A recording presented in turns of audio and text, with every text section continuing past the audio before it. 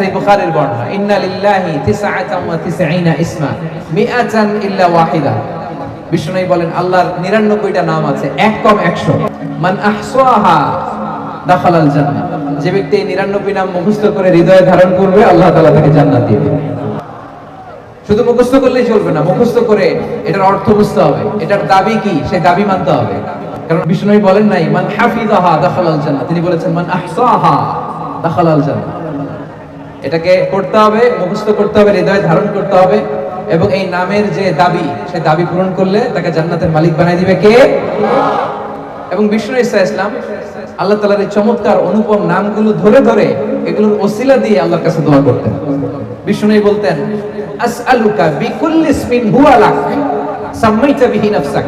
আল্লাহ, আপনার যত নাম আছে, যে নামগুলো দিয়ে আপনি আপনার নিজেকে নামকরণ করেছেন, ওই সব নামের ওসিলা দিয়ে আমি আপনার কাছে চাই।